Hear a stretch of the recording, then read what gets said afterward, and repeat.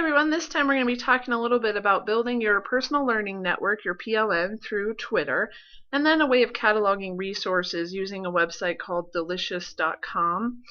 Certainly many of you are familiar with Twitter, I'm sure. It has really grown over the time it's been around in social significance and use, in that it's not just a place where celebrities tweet about what they're eating anymore, and there are some great possibilities for you if you're not already using it. Even if you are personally using it now, hopefully this will kind of help you to get some ideas about how you could incorporate it into your teaching life. It can be a resource then that is great because it's so easy to review. You look at your Twitter feed and you see information coming in from all these places that you've chosen to follow, and it allows you to kind of get some new ideas or maybe learn something about your subject area that you didn't know about. And so there's lots of people that you can follow that can help you to do this. Now, for example, then when you're on Twitter and you find a resource that you want to use in class, and I'll show you how that happens, you need a place to keep that web link.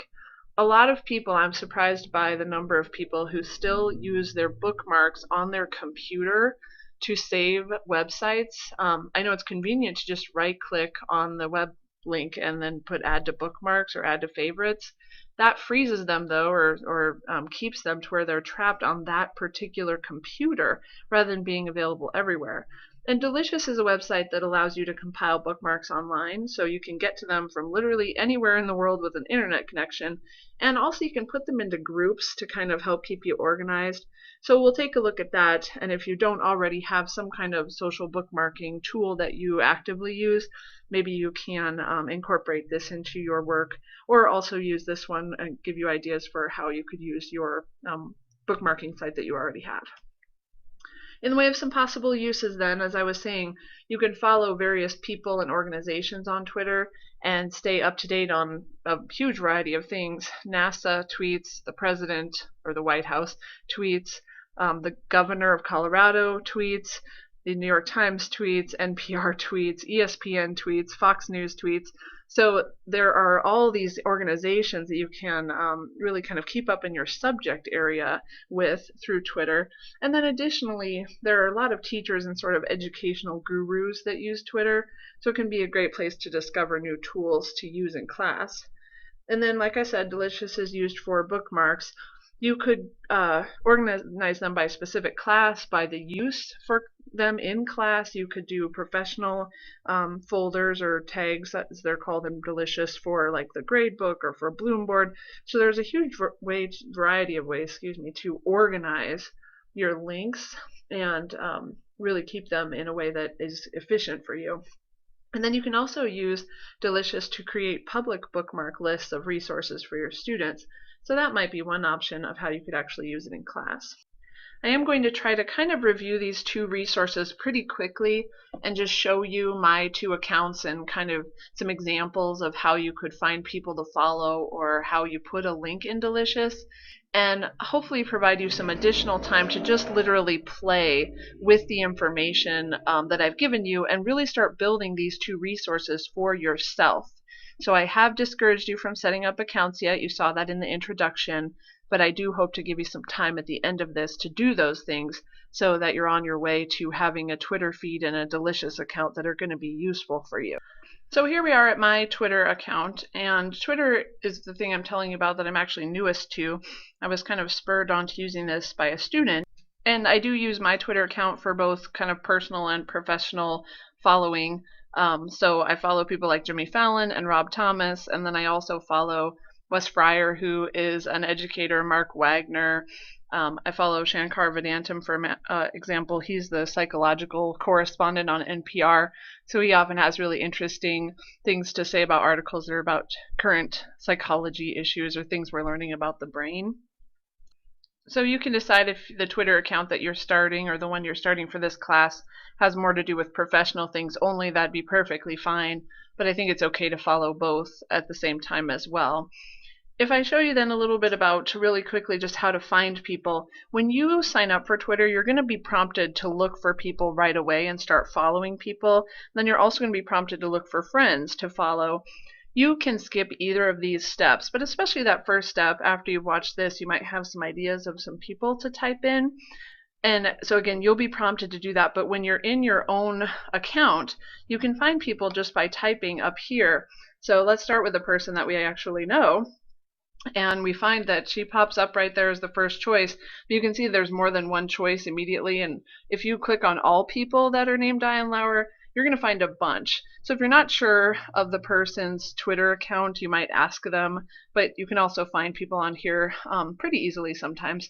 So we'll click on her, and we'll go ahead and choose to follow Diane as an example of a person locally that you could get some insight from. And then let's go national, almost international, and type in the White House. And then again, we immediately find the one that is verified. When you're looking for things that are famous people or news networks, those kinds of things, you want to look for this little check mark. That means that this is in fact the White House Twitter feed. It's not someone posing as the White House or as President Obama. We can choose to follow this one. So now we're getting news from something that is interesting. We're following a person who is specific to our school district. And then you start to expand out your world. So for example, I know of a person, and many of you might be aware of him. His name is Richard Byrne, and he runs the website Free Tech for Teachers. I'm going to show that to you in a second to give you an example of another idea here. But we can go to him, for example, after searching for him, and follow him as well. And he's a really good example of someone that almost always tweets about things that you can use in class. These little links here are links to the posts in his blog where he talks about different educational tools and tech tools that you can use. And quite often you'll see these links in tweets. They're to things like blog postings, articles, YouTube videos, all sorts of things. So you don't just get little snippets of commentary from Twitter. A lot of times Twitter is used now, especially to provide links to people for them to go and look at. So when you come across these things in Twitter, you can either favorite them, which means that you'll be able to come back to them later, or you can just click directly through to a link and be able to go to it. I will mention here, it's a funny thing, but I'm sure some of you have noticed it already. This is a good example of following personal people and professional people, because here's a curse word from Rob Thomas. I'll cover it with my cursor, haha. So I apologize, didn't want to offend anyone, but you get lots of different input types on Twitter depending on who you follow.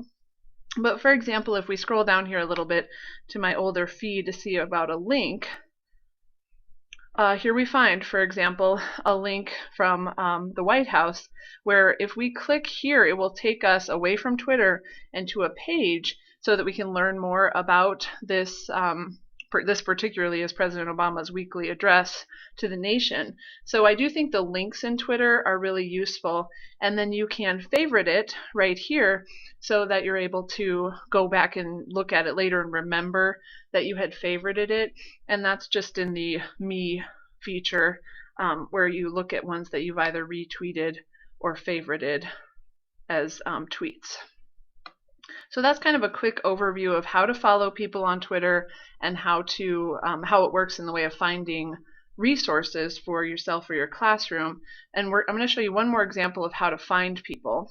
So for example, Free Tech for Teachers, if I just came across this and didn't find this person on Twitter, I can see that he has a Twitter feed by his little icon here. So I can just click through to that and it will take me to his Twitter that I could then follow.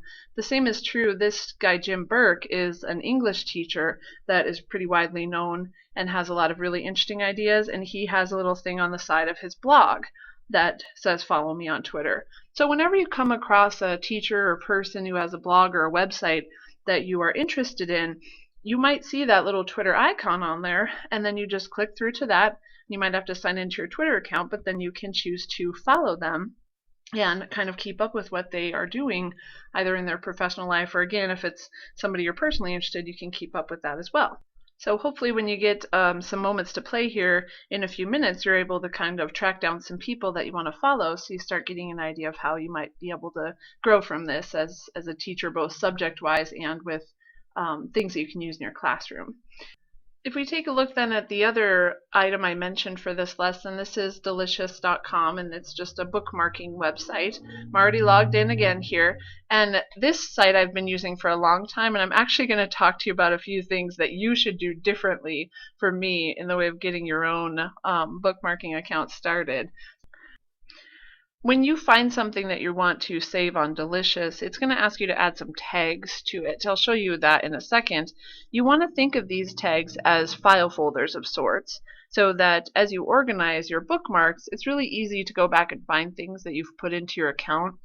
So if you find something, for example, that's a really great tool or resource online that you want to use for the Industrial Revolution, when it asks you for tags, you should put that in as your tag, so that when you get back to Delicious, ready to start your unit, you click on Industrial Revolution and you're reminded what it is that you have electronically that you can use as resources. So you can determine and dictate the kinds of tags that you use, and that can really help you to stay organized.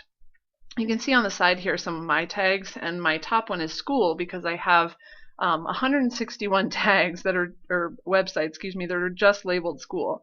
That's certainly not effective. I am in the midst and sort of the process of cleaning all this up and re-tagging things so that it's better organized, but since you are getting to start fresh, that's a really important piece of advice I wanted to pass on.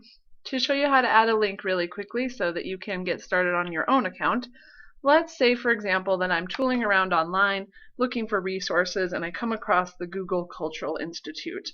This is a great website, by the way. Certainly social studies teachers and art teachers especially really should take a look at this.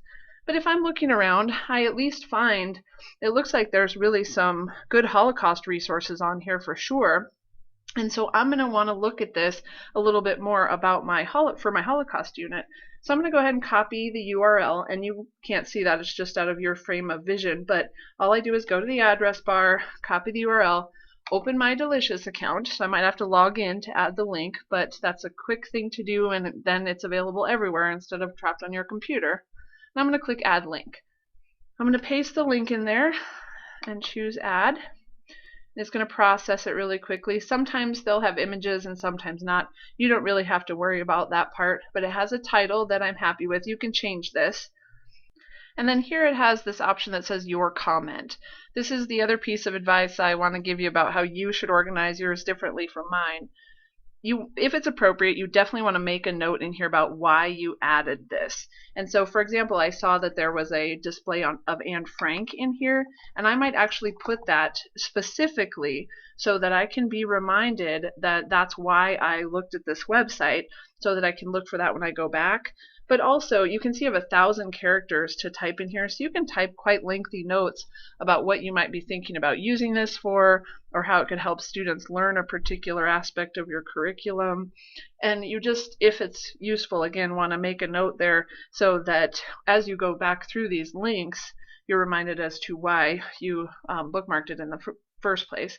And then here's where we put in those tags that have to do with what file folder we're kind of putting it in. So I'm going to put it in my history folder because that's the class I'm thinking of, but I'm also going to add a tag called Holocaust because it's specific to the Holocaust unit in my history class.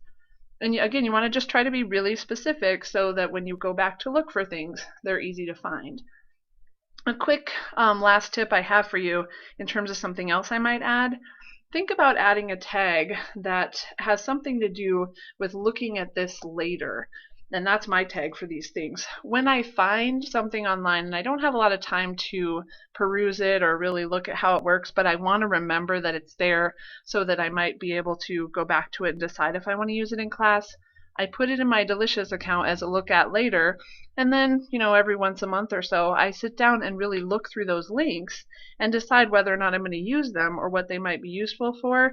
And if I decide I don't want it, I just delete the link. But that way you're reminded that you have some things to look at that you might want to implement in class. So I would recommend thinking of some kind of link tag like that.